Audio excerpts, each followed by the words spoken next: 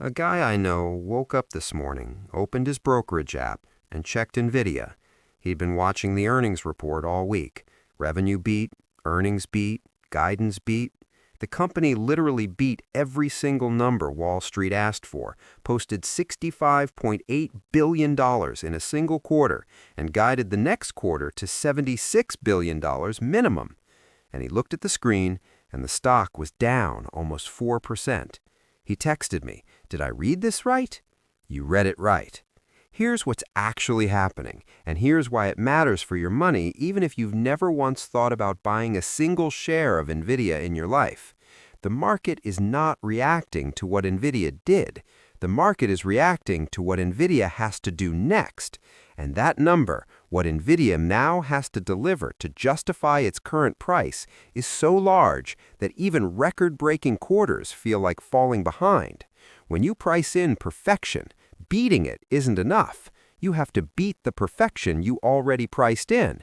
And that is a trap that has destroyed some of the most beloved stocks in financial history, always at exactly the moment when the story feels most unstoppable. My name is Mono, and I spend way too much time reading earnings transcripts, SEC filings, and Fed statements so I can figure out what's actually going on underneath the headlines that everyone else reads and misunderstands. If you're someone who owns an S&P 500 index fund, or any index fund, and you've been telling yourself that you're diversified and don't need to worry about any one stock, subscribe and like this video. It will help more than you think. Here's what we're actually covering today. I'm going to show you the exact math behind what priced for perfection means in real dollar terms. Not a theory, an actual number. I'll walk you through the $650 billion bet that 4 of the largest companies on Earth have placed on AI this year alone. What happens to your retirement if even a fraction of that bet doesn't pay off, and why the specific way Nvidia's earnings dropped today is a pattern the market has seen before, always right before something bigger moved. I'll call this the Capex Dependency Loop, and by the end of this video, you'll know exactly what it is and what to do about it. I'll also give you 3 concrete action steps you can execute this week, not someday, this week, to make sure you're not the person sitting in 20 years wondering why your safe index fund felt anything but safe. Let me give you a metaphor that will anchor everything we talk about today. Think about a poker table. A very good poker player goes all in on a hand. It's the right call. The math said to do it. The hand holds, he wins a massive pot. But here's the thing. Now his stack is enormous. Every subsequent hand is priced against that stack. He can't just win anymore. He has to keep winning at a rate that justifies having that stack. The moment he plays an average hand, even a hand he technically wins, the table starts to whisper. Is he losing his edge? Is the run over? The size of the stack creates its own pressure. The bigger it gets, the harder it is to grow proportionally. And the hardest moment is always right after the biggest win, because that's when expectations have reset permanently to a higher level. Nvidia's market cap as of yesterday was approximately $3.2 trillion. That's the stack. Every quarter from this point forward has to justify $3.2 trillion in ongoing value. And when the company reports the best quarter in its history, grows revenue by over 78% year over year, and the stock still drops, what the market is saying, quietly and collectively, is that the stack just got harder to justify. Now, most people who are going to panic read this as Mono is saying sell Nvidia are going to completely miss the point. I'm not saying Nvidia is going to zero. I'm saying the dynamic that caused that reaction today is the exact same dynamic that has preceded the most painful corrections in the history of technology investing. And if you're not watching for it, you won't see it coming. Let me take you back to 1972. Not because it's an obscure historical trivia fact, but because this specific moment is the closest parallel to what we're watching right now, and Wall Street has a very short memory. In 1972, there was a group of stocks called the Nifty 50. These were 50 of the most admired, most innovative, most unstoppable companies in America. Polaroid, Xerox, Kodak, IBM, McDonald's, Avon Products, Disney. Not sketchy companies, the best companies in the world by every metric that existed at the time. The investment thesis for all of them was identical. These companies are so dominant and so inevitable that no price is too high to pay for them. They called them one-decision stocks. You buy once, you never sell, because these companies will grow forever. Valuation doesn't matter when the growth is limitless. By 1972, the average price-to-earnings ratio across the Nifty 50 was around 41 times earnings. Polaroid was trading at 90 times earnings. McDonald's was 83 times earnings. Avon was 64 times earnings. The earnings were real. The companies were real. The growth was real. It wasn't fraud. It wasn't a Ponzi scheme. Here's what happened. In 1973, the earnings came in, and many of the Nifty 50 stocks actually beat estimates. Polaroid grew earnings, McDonald's grew earnings, and the stocks crashed. Polaroid fell 90%, Xerox fell 71%, Avon fell 86%. It wasn't that the companies failed, it was that the stock prices had been priced for a version of perfection that even actual perfection couldn't satisfy. Once the growth rate peaked, even momentarily, even fractionally, the math that had justified those multiples collapsed underneath them. And when 90% of your retirement account is in 10 stocks, and 3 of them are in the Nifty 50, your portfolio doesn't just drop, it takes a decade to recover. Here's who won. The institutional investors who understood the valuation trap and quietly moved into undervalued sectors in the 18 months before the crash. Here's who lost. The retail investors who read the earnings reports, saw record numbers, and assumed record numbers meant the stock was safe. So what does this have to do with Nvidia in 2026? Everything. Let me walk you through the actual mechanics. Here's the thing that makes this situation different from any previous technology story and more important to understand. Nvidia doesn't just sell chips. At this point, Nvidia is the critical infrastructure layer for something much bigger. And the 4 companies buying most of that infrastructure, Amazon, Google, Meta, and Microsoft, have collectively announced they will spend $650 billion on AI capital expenditures in 2026 alone. Not over 5 years, not cumulatively. In 2026, that is not a misprint. That is the single largest coordinated technology infrastructure investment in human history. For reference, the entire GDP of Sweden is $600 billion. These 4 companies are spending more on AI chips and data centers this year than the entire Swedish economy produces. Here's why that number matters for your retirement, even if you don't own a single share of any of those companies. Nvidia is currently the most heavily weighted stock in the S&P 500 index. When you put money into a standard S&P 500 index fund, which is where the majority of American 401k dollars are parked, approximately 4.5 cents out of every dollar you invest goes directly into Nvidia. Another 20 to 25 cents goes into the other 6 companies in what gets called the Magnificent-7: Apple, Microsoft, Meta, Amazon, Alphabet, and Tesla. So when you put $1 into your diversified index fund, you're actually putting roughly 28 to 30 cents into 7 technology companies. The other 493 companies in the index share the remaining 70 to 72 cents. Now let's run the math for someone I'll call Mike. Mike is 42 years old. He's a project manager in Denver, makes $95,000 a year, and has been putting the maximum into his 401k for the last 11 years. He's got $310,000 in a standard S&P 500 index fund. He thinks he's diversified. He's never really looked at the actual holdings. He just knows it's the market. Here's what Mike actually owns. About $14,000 of his $310,000 is in Nvidia specifically. Another $62,000 to $78,000 is in the other 6 Magnificent-7 companies. Roughly $90,000 total, about 29% of Mike's entire retirement, is concentrated in 7 technology companies that all have the same fundamental risk profile. They all depend on the AI buildout continuing at its current pace or accelerating. That's not diversification. That's a bet. Mike doesn't know he made it, but he made it.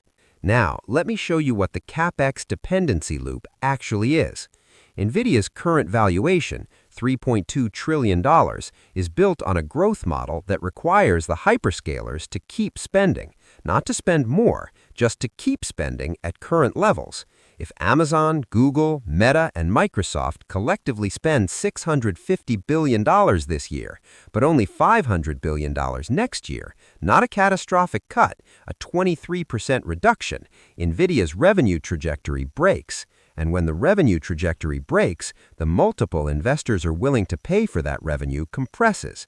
Both things happen at the same time. Less revenue, lower multiple. That's not a correction. That's a structural repricing. But you might be thinking, why would they ever spend less? Look at the growth. Look at the AI adoption. Look at ChatGPT and all of it. Why would they pull back? Here's the part that nobody is talking about in the mainstream earnings coverage. The Stargate project, the $500 billion AI infrastructure initiative announced in January of 2025, backed by Oracle, OpenAI, and SoftBank, has already stalled. As of this week, the project has missed its self-imposed target of delivering 10 gigawatts of AI computing capacity in 2025. It hasn't been canceled, but it hasn't been built either. The parties involved, Oracle, OpenAI, and SoftBank, have spent months in internal disputes about who controls what and who funds what. That's not a minor footnote. That's a $500 billion project that isn't happening on schedule. And it's the first real crack in the narrative that AI capex demand is limitless and coordinated and inevitable. The second crack, Nvidia's own CEO, Jensen Huang, acknowledged in the earnings call that China revenue is excluded from the Q1 guidance range, not because there's no demand in China, because the export restrictions make it impossible to model. So, the $76 to $79 billion Q1 guidance that everyone excited this morning, it doesn't include one of the largest technology markets on Earth. That's not a small asterisk. That's a real constraint that caps the upside. And here's the kicker.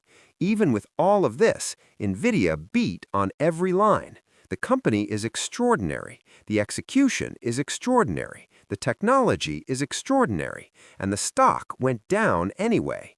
Because when the stack gets large enough, extraordinary isn't the baseline. Extraordinary plus is the baseline. Mock dialogue time. Imagine being a retail investor this morning.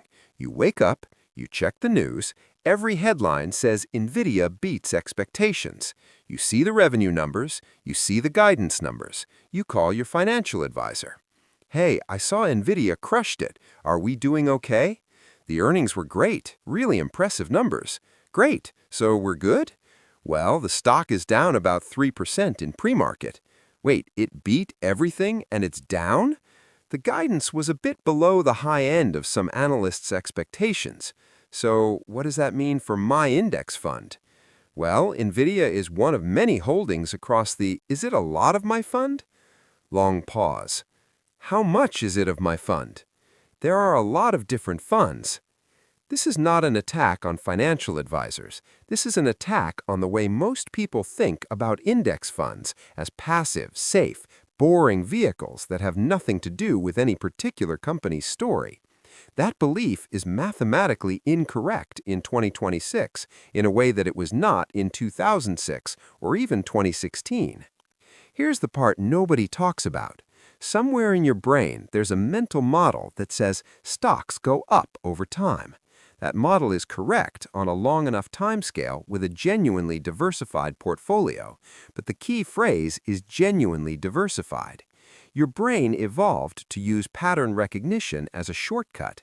When something has worked for a long time, like U.S. large-cap indexed funds delivering 7 to 10% returns annually for decades, your brain labels it as safe. Not this has historically done well, but safe, as in categorically different from the risky stuff. And that label sticks even when the underlying structure of the portfolio has shifted significantly. In 2010, the top 5 holdings in the S&P 500 represented about 11% of the index. Today, they represent roughly 26 to 28%. The index hasn't changed its name. It hasn't changed its ticker symbol. Your fund statement looks exactly the same, but the thing you own is structurally different from the thing your parents owned when they told you to just invest in the index and don't overthink it.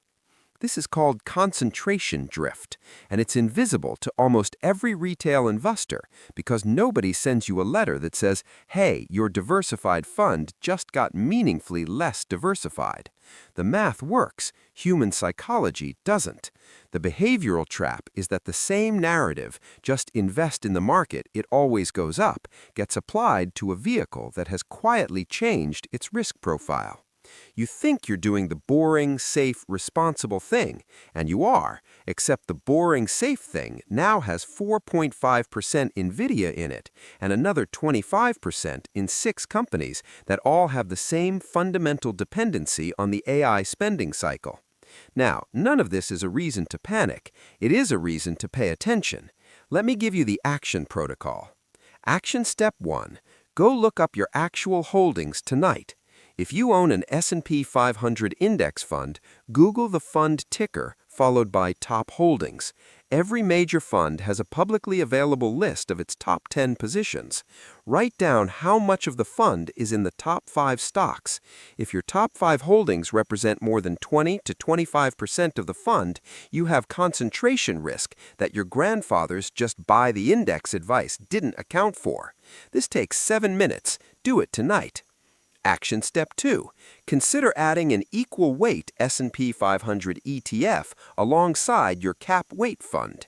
There's a version of the S&P 500 that holds all 500 companies equally. Every company gets approximately 0.2% of the portfolio, regardless of market cap. It's called equal weight indexing. The ticker most people use for this is RSP. Now, equal weight has underperformed cap weight during the Magnificent-7 run-up. That's why most people haven't done it. But what that also means is that equal weight is less priced for perfection on the specific companies that are now at risk of valuation compression. You don't have to go all in. Even shifting 20% of your U.S. equity allocation to equal weight reduces your top 5 concentration from roughly 28% of the bucket down to closer to 15%. That's meaningful protection at a time when the math says it matters. Action step 3. Build a valuation tripwire. This is a simple rule you set in advance. If the price-to-earnings ratio on the S&P 500 as a whole exceeds a certain level, most institutional investors use 28 to 30 as their alert zone, you rebalance 5% of your equity allocation into cash or bonds. Not because you know a crash is coming, because you know that every major correction in the last 50 years was preceded by the P/E ratio entering extreme territory. You're not timing the market. You're setting a rule that forces you to de-risk systematically before you need to, rather than reactively after you've already lost 20%. This isn't market timing, it's valuation discipline. And here's where it gets really interesting for anyone who's thinking about this in the next 10 years rather than the next 10 months. The question the market is asking right now isn't, is Nvidia a good company? It isn't even, will AI continue to grow? The real question, the one that Gene Munster at Deepwater Asset Management put in plain language this week, is what growth looks like in 2027 and 2028. Because the hyperscalers have pulled forward an enormous amount of capital expenditure in 2025 and 2026. That's a real thing. Amazon is building data centers right now. Microsoft is building data centers right now. That physical infrastructure investment has a lag. You build the data center in 2025 and 2026, and then you use it in 2027 and 2028 to generate revenue. Which means the Capex spend in 2027 might look very different from the Capex spend in 2026, not because AI failed, but because you already built the infrastructure. The digestion period after a massive build-out is almost always quieter than the build-out itself, and Nvidia's revenue is the build-out, not the digestion. I want to be clear about something. I'm not saying the AI buildout is fake. I'm not saying Nvidia is going to zero. I've got money in tech. I'm not standing on a street corner with a sign. I'm saying there's a specific mechanism, the Capex Dependency Loop, where a company becomes so central to a massive infrastructure spending cycle that its valuation reflects not just current earnings, but the perpetuation of the spending cycle at peak intensity indefinitely. And when any reasonable person looks at $650 billion in AI spending in single year and asks, can this keep growing at this rate? The honest answer is it's a real question. It's not a conspiracy theory. It's arithmetic. The Nifty 50 companies kept growing their earnings in 1973. The stocks fell 70 to 90% anyway, because the multiple that investors were willing to pay for those earnings collapsed once it became clear that the growth rate had peaked. You lose money twice, on the earnings slowdown and on the multiple compression, both at the same time. That's not opinion, that's the historical record. Here are your 3 takeaways. 1. Nvidia beating every estimate and still dropping is not a contradiction or a glitch. It's a signal. When the best possible result creates selling pressure, the market is telling you the stock is priced beyond perfection. That has historically been the most important warning sign in growth investing. You don't have to act on it right now, but you do have to stop ignoring it. 2. Your S&P 500 index fund is not as diversified as you think it is, not because the fund changed, because the market changed. The top 5 holdings now represent roughly 28% of the index. That is a level of concentration that didn't exist in the index's entire history in the last 4 years. Knowing this doesn't mean you should sell the index. It means you should understand what you own and whether you're comfortable with that specific bet. 3. The action steps in this video are not for people who are panicking. They're for people who want to be prepared before the panic starts. Checking your actual portfolio holdings, adding some equal weight exposure, and setting a valuation tripwire, none of those steps require you to believe a crash is coming. They require you to believe you don't know exactly when the next correction will happen, so you should set rules now while you're calm, rather than after the headlines are bad and you're not. The people who retire comfortably are not the people who picked the best stock. They're the people who understood the structure of what they owned well enough to not get blindsided by it. Don't be everyone else.